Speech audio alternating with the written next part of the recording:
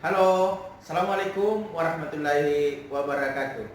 Kami, guru-guru dari Sekolah Indonesia Kota Kinabalu, akan membuat video presentasi RPP model gambar yang menggabungkan beberapa pelajaran dari jenjang SD, SMP, dan SMA. Selamat menyaksikan. Untuk jenjang SD, khususnya pada siswa kelas 2, KD yang bisa kita ambil adalah KD 3.4, yaitu mengenal kosakata dan konsep tentang lingkungan sehat dan lingkungan tidak sehat. Nah, dari gambar yang ada di sini, kita bisa mengajak anak-anak untuk mengamati gambar apa saja yang ada di sini.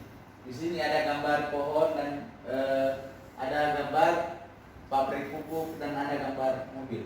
Nah, dari gambar pohon di sini kita bisa menugasi anak-anak untuk mengamati lingkungan yang ada di sekitar pohon ini.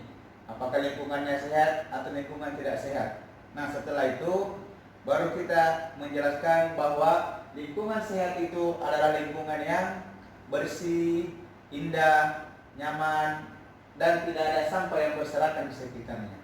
Sedangkan lingkungan tidak sehat adalah lingkungan yang banyak sampah berserakan, kemudian banyak tercemar udara, dan lain sebagainya.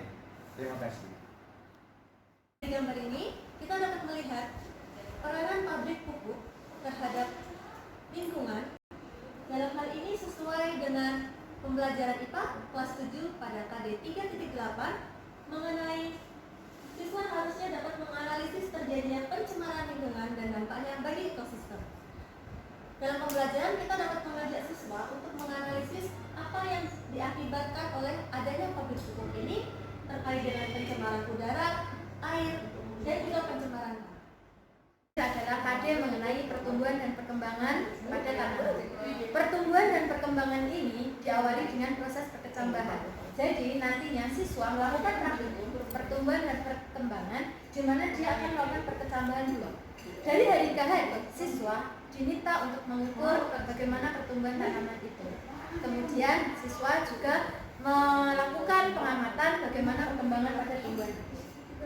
Selanjutnya, siswa akan mengetahui faktor apa saja, faktor internal yang mempengaruhi pertumbuhan dan perkembangan, serta faktor eksternal yang mempengaruhi pertumbuhan dan perkembangan. Setelah siswa melakukan praktikum, maka siswa diminta untuk menyusun sebuah laporan hasil pengamatan dalam kelompoknya. KD 3.2, yaitu menerapkan prinsip-prinsip pengukuran besaran fisis, ketepatan, ketelitian, dan angka penting serta lokasi ilmiah. Pada gambar ini, siswa akan dibawa ke kebun dan diberikan alat ukur, yaitu alat ukur panjang, massa, dan waktu. Nah, siswa akan mengukur diameter dari kayu, kemudian mangga, kemudian akan mengukur panjang dari kebun dan lebar dari kebun tersebut. Pengukuran akan dilakukan secara berulang dengan memilih alat ukur yang tepat, dan hasilnya akan dituliskan dalam angka penting. Selain itu, siswa juga akan menentukan luas dari kebun, kemudian dituliskan dalam angka penting, serta mereka akan belajar penulisan dalam notasi ilmiah. Pelajaran kimia, siswa akan diajak untuk menganalisis data hasil percobaan menggunakan hukum-hukum dasar kuantitatif. Jadi di sini siswa akan menggabungkan dari hasil pengamatan pada kegiatan biologi dan hasil pengukuran pada di kegiatan fisika. Di kimia, siswa akan menggabungkan data-data ini dan dianalisis sehingga siswa bisa menghitung berapa banyak konsentrasi pupuk yang digunakan ketika menanam pohon tersebut.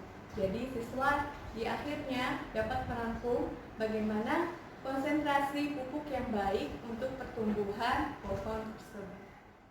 BK, tugas kami adalah memberikan pendampingan dan memberikan bimbingan kepada para siswa supaya mendapatkan pembelajaran yang optimal sehingga potensi mereka juga mendapatkan peningkatan sepenuhnya. Oleh karena itu, dalam kegiatan pembelajaran ini, dalam semua pembelajaran baik dari jenjang SD, SMP maupun SMA, mereka harus juga memenuhi tugas-tugas perkembangannya. Melalui kegiatan pembelajaran yang sudah ada, mereka bisa Untuk siswa SD, mereka dapat membina hidup sehat untuk diri sendiri dan lingkungan serta keindahan di lingkungan sekitarnya. Kemudian untuk jenjang SMP, seperti yang sudah dipelajari sebelumnya, mereka dapat mengembangkan pengetahuan dan keterampilan untuk mengikuti dan melanjutkan pelajaran dan atau mempersiapkan berperan dalam kehidupan masyarakat. Kemudian untuk jenjang SMA, pembelajaran yang sudah mereka dapatkan yaitu ada pembelajaran biologi, ada pembelajaran ekonomi, ada pembelajaran kimia. Mereka, para siswa, dapat mencapai kematangan gambaran dan sikap tentang kehidupan mandiri secara emosional, intelektual, dan ekonomi.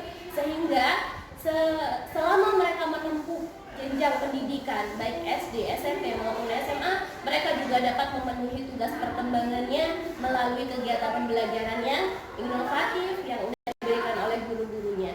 Demikian, terima kasih. Yang didapatkan oleh peserta didik antara lain teliti, peduli lingkungan, jujur, rasa syukur, rajin, dan pantang menyerah. Demikianlah penjelasan dari kami.